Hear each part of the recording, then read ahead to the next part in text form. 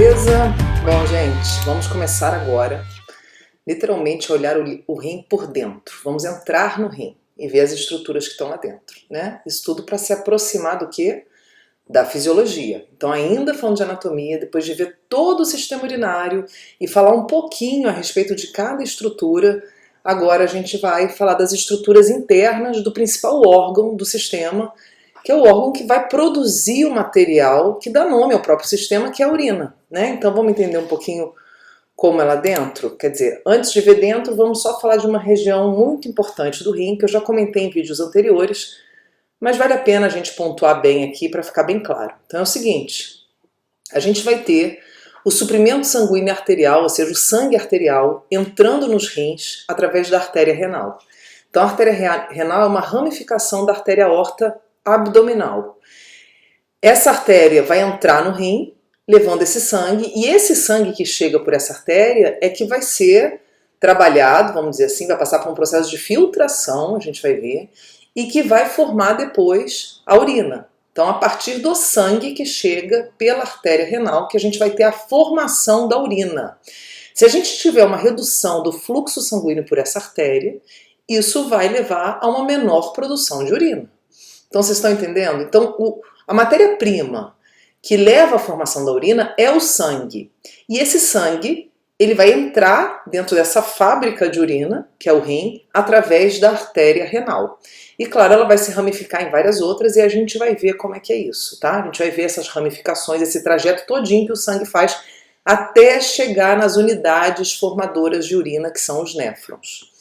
Bom, então o sangue ele vai entrar pela artéria renal, ele vai ser filtrado e tudo, e isso vai formar a urina.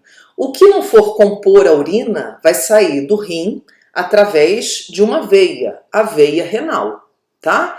Então os rins, gente, eles são órgãos de circulação simples, eles não têm dupla circulação. Então a circulação é essa. Entra sangue pela artéria renal, esse sangue vai passando por várias outras artérias de menor calibre, até chegar nas unidades que vão transformar esse sangue em urina, né, a partir de processos que a gente vai ver de filtração, reabsorção, secreção, enfim, a gente vai estudar bem isso. E aí, esse material que vai ser formado, ele vai ser refinado e tal, até formar a urina. O que não for compor a urina, ele continua na circulação sanguínea. Por exemplo, as hemácias, as células, esse material não sai em condições normais na urina. Proteínas grandes e tal. E aí ele continua na circulação. E aí essa circulação, esse sangue que não vai compor, ele sai através da veia renal, tá ok? Além dos metabólitos, do próprio metabolismo renal e tudo. Bom, a gente vai ter também o ureter se comunicando direto com o rim, a gente falou bem dele, né? E tudo isso, os três dutos se comunicando numa região específica, nessa curvatura aqui interna do rim, né? Que a gente chama de hilo renal. Tá? Então, lembrando, eu já comentei isso, a gente vai ter esses três dutos inseridos no rim, vamos dizer assim, se comunicando com o rim através do hilo renal, sendo que a gente sempre vai ter na seguinte ordem, a veia renal mais anterior, depois a artéria renal no meio e o ureter é a estrutura mais posterior, tá? Eles vão estar quase que paralelos assim. E a artéria renal vai estar no meio, entre a veia, que vai estar mais na frente, e o ureter, que vai estar mais para trás, tá? Bom, então abrindo o rim, a gente vê que tem várias estruturas lá dentro e agora a gente vai conhecer um pouquinho sobre elas, tá? Vamos dar o nominho delas aqui. Então, primeiro, a gente delimita duas regiões principais, tá? Essa região que seria essa margenzinha aqui, ó, né, como se fosse uma orlazinha, com areia, praia, loucuras da minha cabeça. Então aqui a gente tem essa margem, essa porção mais de fora, que a gente chama aqui de córtex renal. Então a gente distingue ela, é a porção cortical, é a casquinha, né? Ela não está exatamente para fora do rim, mas é a região interna que está mais próximo da região de fora. Então é a porção do córtex. Então o córtex ele é delimitado bem pela parte mais larga dessas estruturas aqui, ó, que a gente chama de pirâmides. Bom, aí essa porção do meio, esse miolinho da pirâmide para dentro, em direção aqui ao ureter, em direção ao hilo renal. Então, do hilo até a porção mais larga da pirâmide, a gente vai ter uma outra região, vai ser o miolinho ali do rim, que a gente chama de medula renal, tá? Então a maior parte das estruturas vão estar dentro dessa porção chamada de medula. Então a gente tem essas duas regiões, região cortical ou córtex renal e medula renal. A estrutura filtradora do sangue, a estrutura formadora de urina, ela vai estar principalmente concentrada nessa porção, ou seja, no córtex. E a gente vai ter várias delas. Para vocês terem uma ideia, a gente tem em torno de 1 milhão dessas estruturas em cada rim.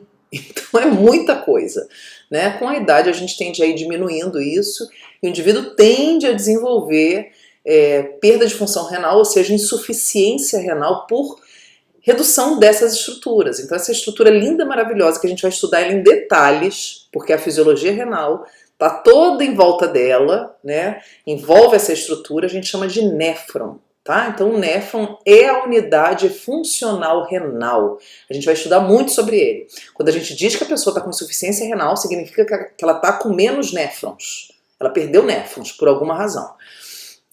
E a gente vai ver bem isso. Então tá lá ele todo bonitão, tá vendo? Ó. Então ele é alimentado, vamos dizer, por sangue. O sangue entra aqui, esse sangue vai ser trabalhado, vai ser primeiro filtrado, e aí depois ele vai formar um líquido, que a gente chama de filtrado, que vai percorrer tubulações e tal, e à medida que vai percorrendo essas tubulações, que são envolvidas por vasos sanguíneos, por capilares, a gente vai tendo esse material sendo refinado, vamos dizer assim, né?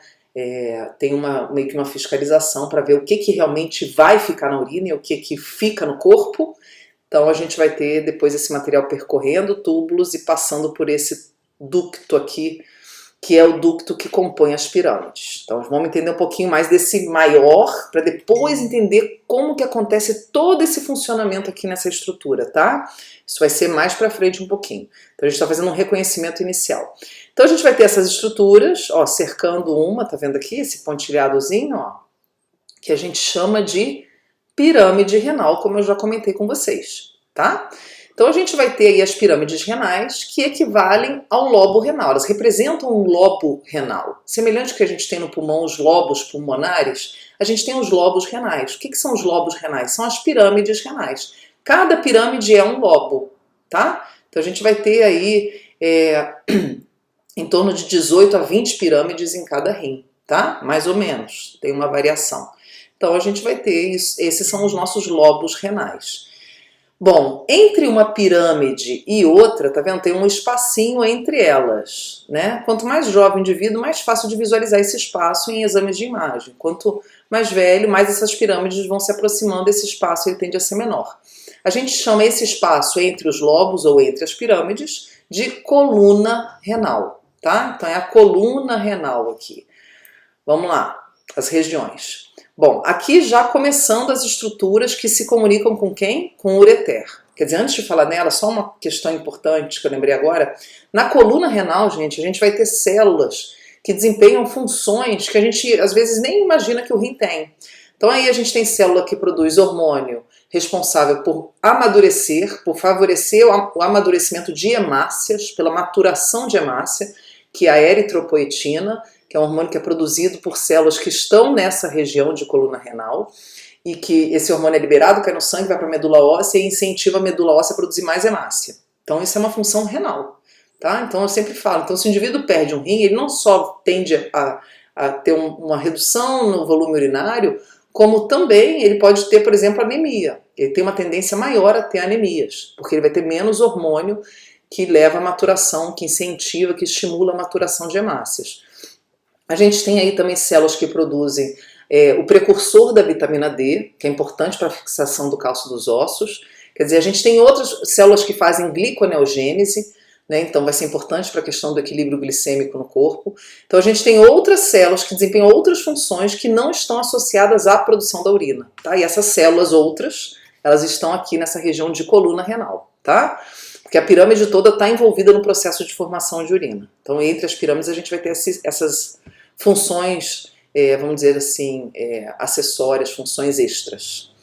Bom, aí aqui a gente já começa a falar da estrutura que vai se comunicar, que vai formar o ureter depois mais pra frente, né? Então, se a gente olhar, quase que uma estrutura só, mas ela vai ter regiões com nomes diferentes.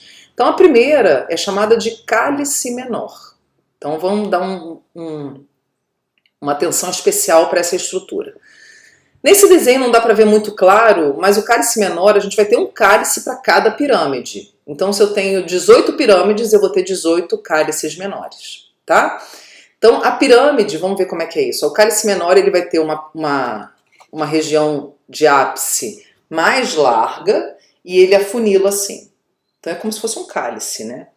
E aí esse cálice, ele se comunica com as pirâmides. Vai ser um cálice para cada pirâmide. E para que ele serve, gente? Para que serve um cálice? Né? Botar líquido dentro para a gente beber, né? Então, não é um copo, olha só que chique, é um cálice, né? Então a gente vai ter o seguinte, as pirâmides elas vão ser formadas por vários ductos, entre 200 a 250 ductos. Pensa como se os ductos fossem canudinhos.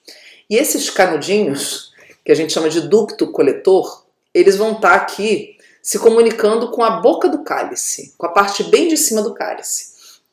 Então a gente vai ter nesse cálice, ele vai ter uma tampa em cima, que vai ser bem furadinha, tá? Então aqui estão os ductos coletores, cada ducto coletor representa um lóbulo renal, né? Por quê? Porque é a subunidade do lobo. O lobo não é a pirâmide é formada pelo quê? Pelos ductos coletores, ou seja, pelos lóbulos, né? O lobo é formado por lóbulos, é um conjunto, é o diminutivo. Então, cada ducto coletor é um lóbulo, como eu falei para vocês, a gente vai ter entre 200 e 250, né? E os néfrons, quando eles produzem esse material, que vai ser a urina, esse material, ele vai ser conduzido para os ductos coletores, que coletam esse material, por isso que eles recebem esse nome, tá? E a gente vai ver que os néfrons, eles compartilham, a gente não vai ter um ducto coletor para cada néfron, porque se a gente for fazer a conta aqui, não vai dar. É 1 milhão de néfrons, a gente vai ter cada pirâmide, como eu falei para vocês, com em torno de 200 ductos, e a gente tem em torno de 18 pirâmides. Se a gente for fazer, não fecha a conta, não vai dar um ducto para cada néfron. Então os néfrons, eles compartilham esses ductos coletores. Vários néfrons despejam no mesmo ducto, tá? E aí o ducto coletor vai conduzir esse material formado pelos néfrons, onde ele ainda sofre transformação dentro do ducto, em direção ao cálice menor.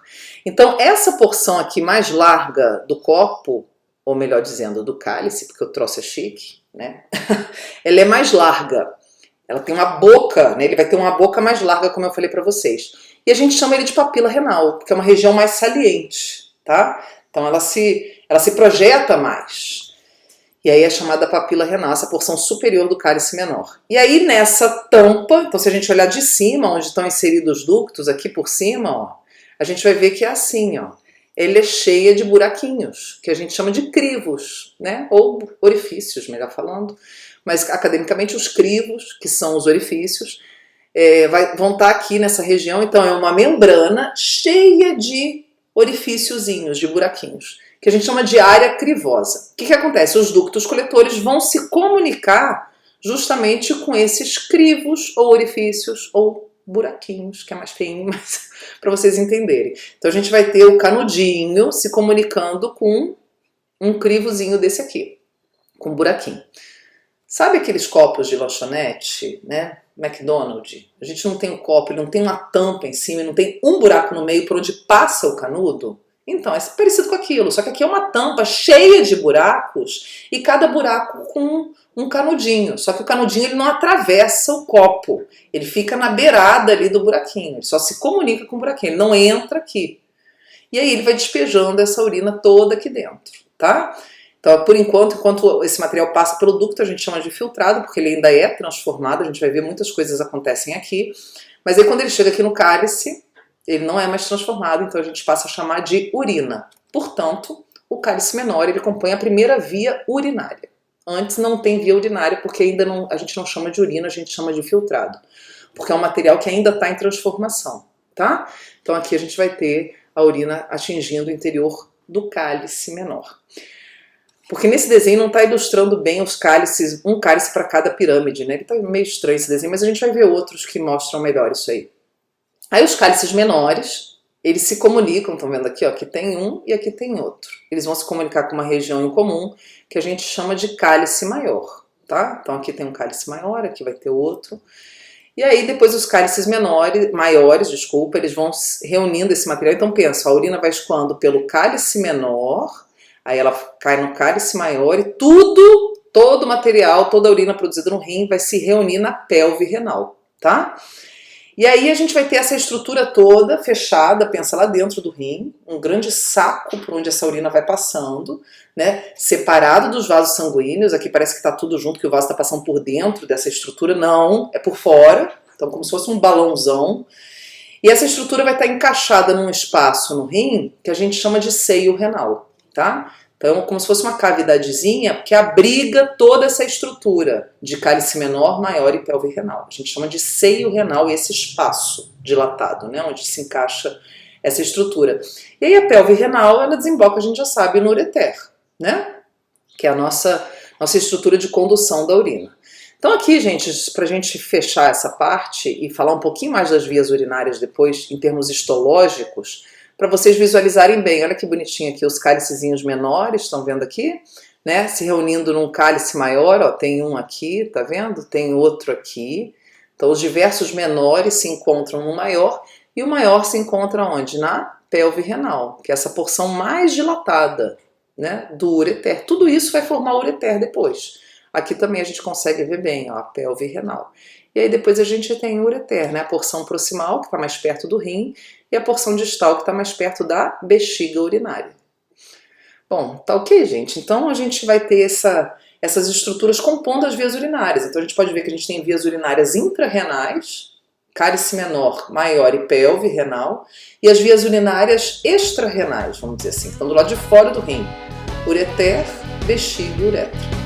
Então no próximo vídeo a gente vem falando da histologia dessas vias, e daí a gente encerra isso e vai se concentrar só lá na porção mais do córtex renal para falar do néfron.